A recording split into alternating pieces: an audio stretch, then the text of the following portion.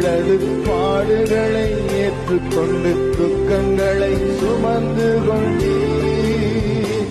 ஐயா துக்கங்களை சுமந்து கொண்டீர். ஐயா துக்கங்களை சுமந்து கொண்டீர். நீர் நல்லவர், நீர் நல்லவர், சர்வ வல்லவர்.